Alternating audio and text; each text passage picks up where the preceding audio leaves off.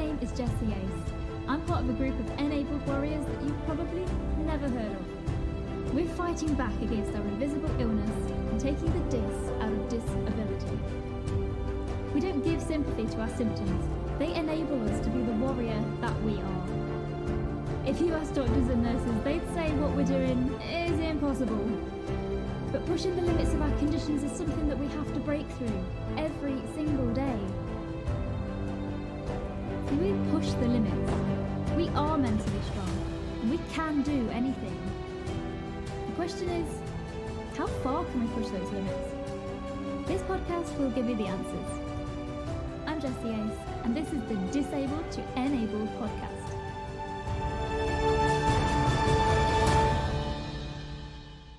Hey warriors, thanks for joining me for another episode of the Disabled to Enabled podcast with me, your host, Jessie Ace. Today's episode is sponsored by our friends at Beekeepers Naturals, natural health products created by bees.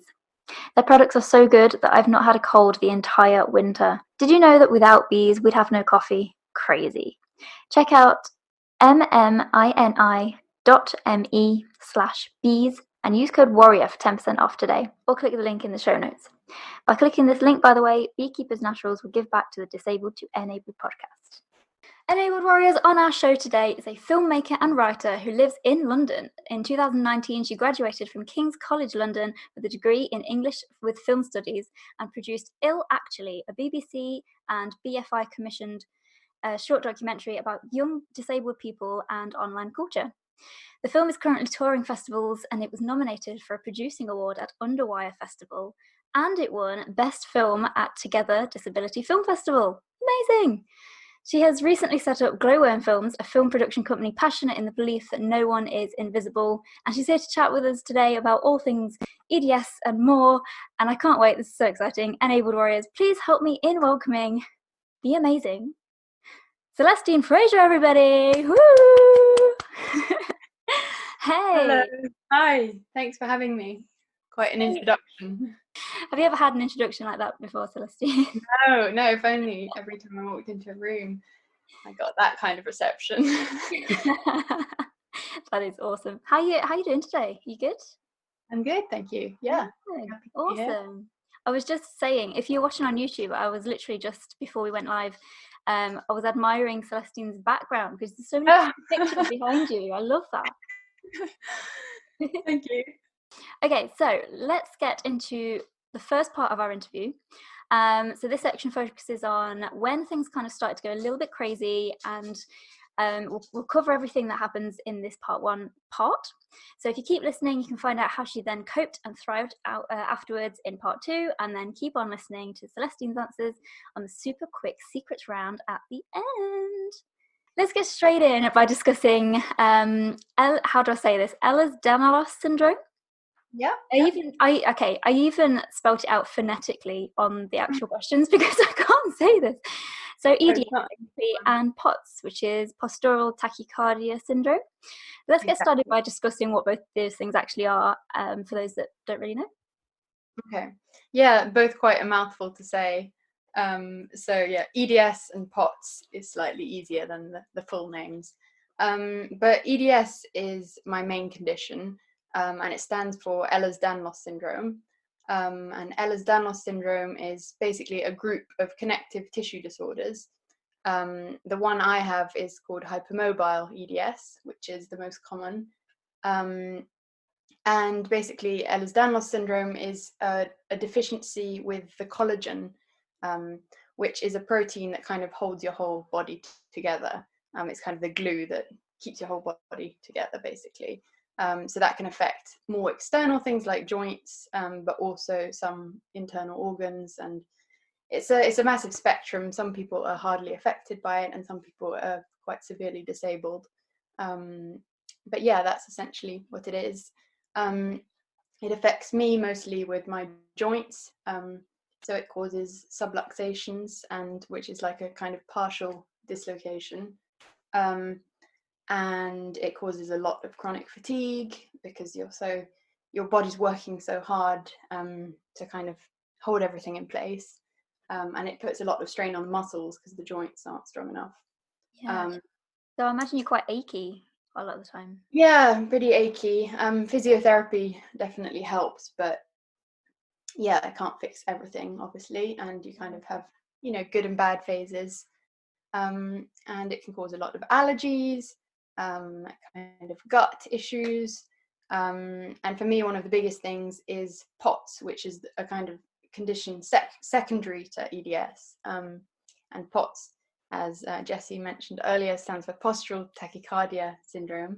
And it's basically a kind of a dysfunction of the autonomic nervous system, which is everything that controls involuntary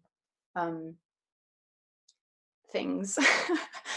So like your body temperature and your heart rate and digestion and blood being circulated around, basically. So yeah, that's essentially it. But it's they're both multisystemic conditions, so they do affect quite a lot. But it's a massive spectrum, and people often kind of go through good and bad patches over time. Wow, that's crazy that it just affects like basically everything then.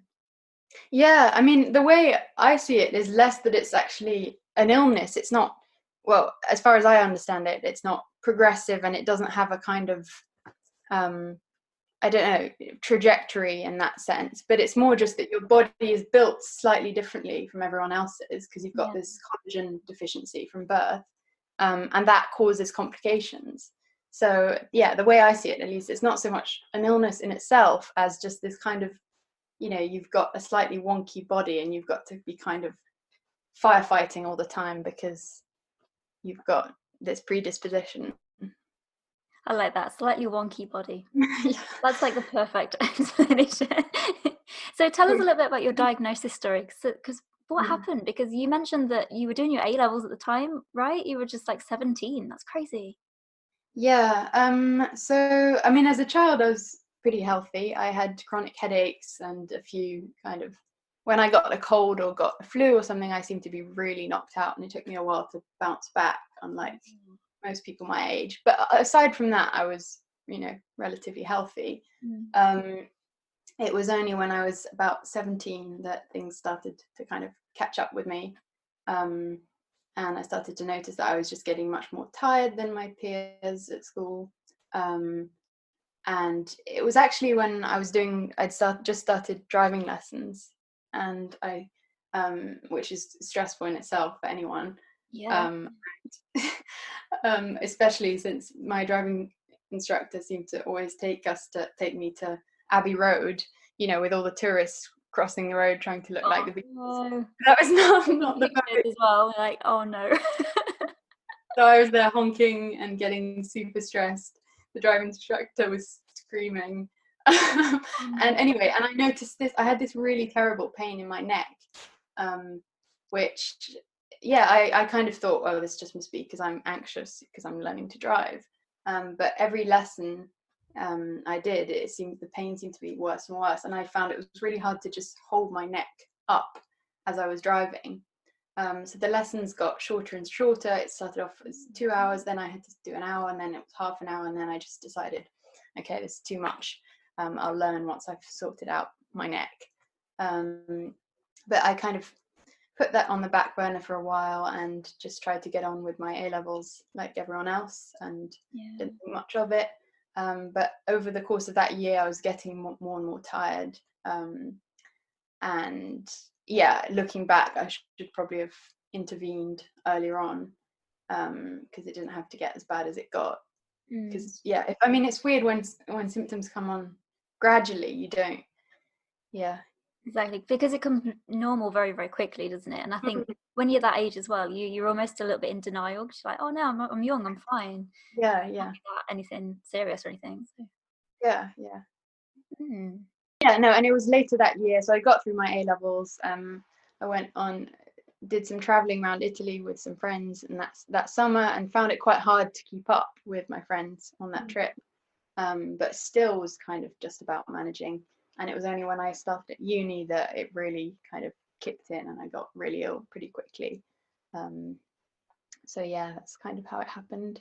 Yeah, because towards the end of A levels, Was it around the start of uni when this happened? But your dad got quite ill, didn't he?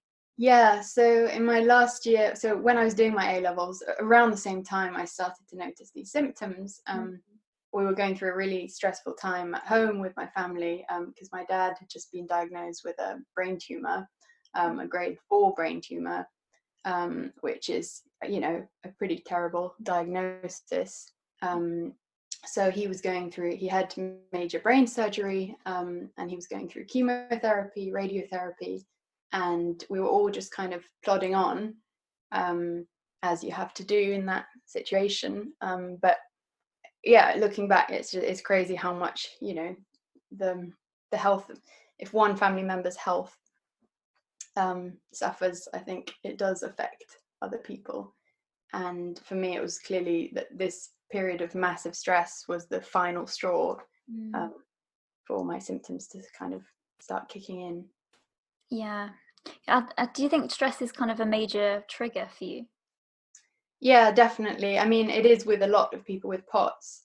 And I think EDS more generally, but POTS is, you know, it's in the name, it's tachycardia, which is a racing heart.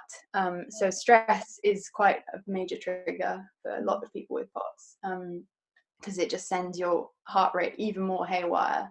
So your body's in this kind of fight or flight state constantly, which, you know, anyone would be if a family member was going through cancer treatment, but it's particularly pronounced, obviously, if you've got an underlying condition like POTS or EDS. Because you mentioned as well that about the mind and body really being entwined. And I totally agree with you on that. I think it is. Yeah, I think for years, the first few years of my, you know, being ill and struggling to get a diagnosis, I think I was in denial about how much they are intertwined, because you're so, you know, you don't want doctors to think that you've just got an anxiety problem. Not that anxiety is just a tiny, it can be a major issue for people, obviously, but you don't want, you know, doctors to dismiss your very physical symptoms as symptoms of a mental health issue. So I think for a while I didn't even want to think about the fact that my health could have been triggered by, you know, major life stresses. But actually now I realized that, you know, yes, I only got ill because I have this underlying condition, genetic condition, but stress was definitely a trigger for it to kind of kick off. Definitely. And things got, like you say, a little bit better when you started at King's College, and then it all kind of got a little bit harder again, didn't it? It kind of all flipped again the other way, and you were misdiagnosed and then put on aggressive drugs and things, and like, gosh, and all of this is a little while after you just lost your dad, which is just awful. And I can't imagine how hard that must have been for you. But it sounded like it all kind of happened all in one go, all happened really, really quickly. So how did all of that affect you at the time, and how did you stay strong through that?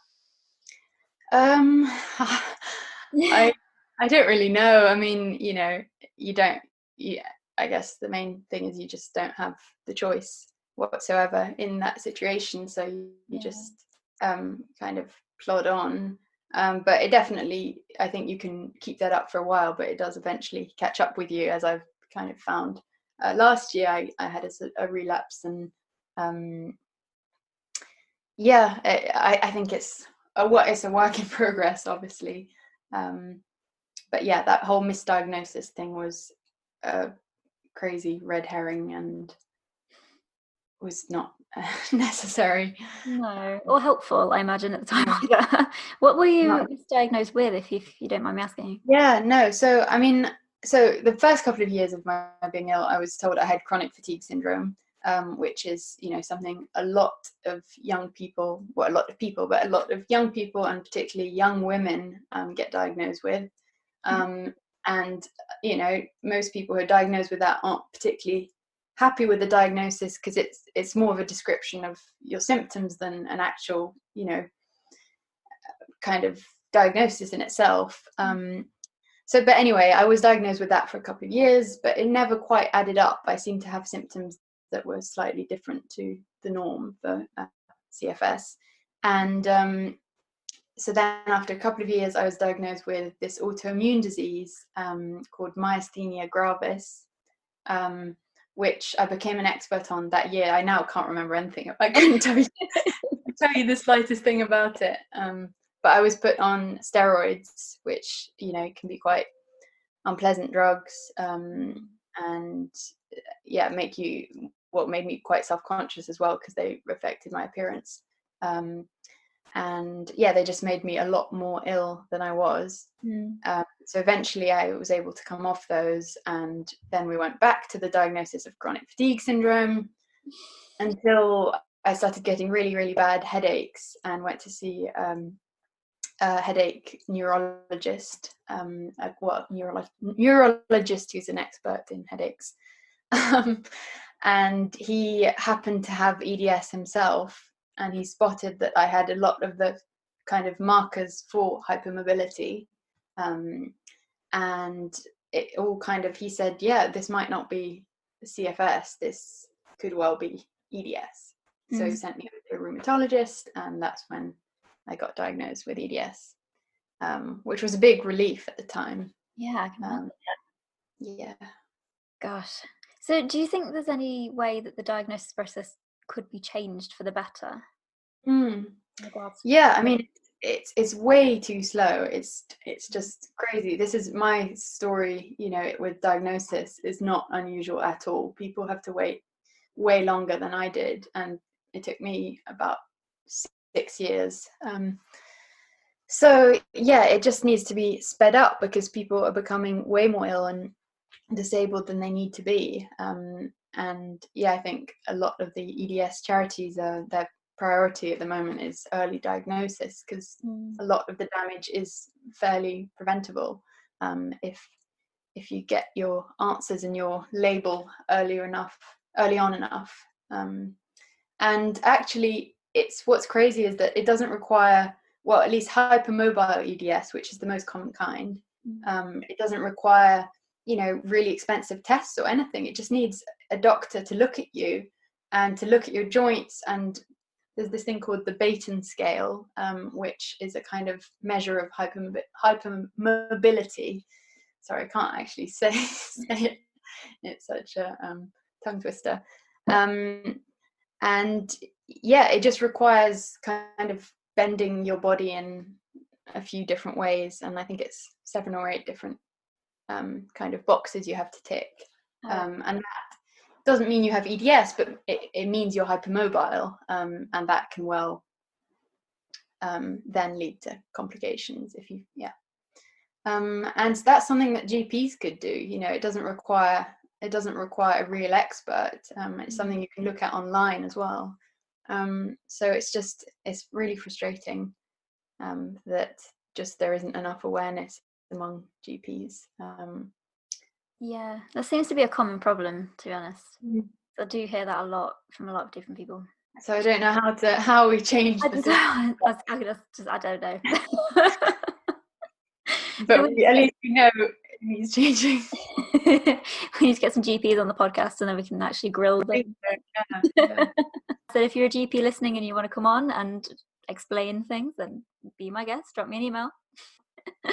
Who knows? So you said in my initial form as well that you'd never really shared your diagnosis story before because of society's tendency to dismiss women's physical illnesses as mental illnesses. Can we discuss that a little bit? Because that's not something that I've really come across that much on my podcast, to be honest. Interesting. Yeah, well, I mean, I don't know if I've heard more extreme stories than my own, but I definitely felt in the first couple of years when I was really looking for a diagnosis, I felt I wasn't taken very seriously by doctors. I mean, it was partly it wasn't just my gender, I think it was also my age, you know. I was going to say, is that your age as well? Because obviously it's impossible. I haven't, you know, been a man. I can't say how different it would have been, you know, were I not a woman. But I've definitely felt, you know, at times patronized by doctors, and and I was diagnosed with anxiety in my first year of being ill, and I definitely was anxious because of what was going on to me. Yeah, of course you would be. It makes total sense. But yeah, the only medication I was put on for the first couple of years were anxiety meds, which I didn't think was quite right, because I hadn't actually been diagnosed with anxiety. I'd been diagnosed with chronic fatigue syndrome, although I didn't have that. So I don't know. I can't say for certain, but I don't think an 18-year-old girl is taken very seriously when she goes into, the doctors with quite serious symptoms. Yeah, absolutely. I can totally relate to that, because thinking back, when I went to the GP for the first time, I was 22 and I'd lost the feeling in the left side of my body. And she kind of she started like prodding me and poking me and stuff, and she was really confused by the fact that I said, yeah, I can feel what you're doing, but I can't actually feel what you're doing. And she was like, I don't understand how that could be. And she kind of just like, in the end, I got a diagnosis of a hemiplegic migraine, just the kind of migraine where you get localized weakness and things. And then she rang me back a few hours later and was like, actually, I've just discussed it with my colleague, and she said that you could have actually had a stroke and I should have really sent you to A&E. I was like, what? It's pretty crazy. So yeah, I think if it would have been different, maybe if I was like, I don't know, 50, 60, and I'd said, look, the left side's gone, and she probably would have jumped to the conclusion and said, oh yeah, it's probably a stroke. Yeah. So weird, isn't it, how age affects you.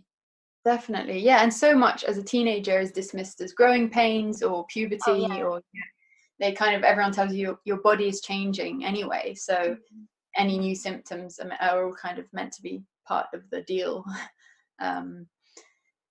So yeah, it's not an easy age to be. No, it is tough. It is tough. So Enabled Warriors, that's it for part 1 of Celestine's story. In the next part, we'll discuss the amazing things that she's done since her diagnosis. So look out for part 2.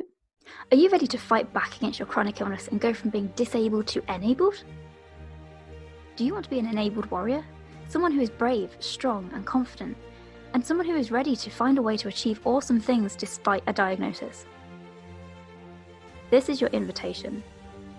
Check out disabledtoenabled.com for articles and reviews to find out how you can become enabled too. If you think this podcast is better than sleeping in on Sundays, tickle that subscribe or follow button. Want to ask your questions to future guests? Make sure to share the episode with someone who needs some inspiration. Join the Enabled Warriors tribe on Facebook and look out for our question posts. Before we go, check out Disabled to Enabled on Instagram and stay enabled.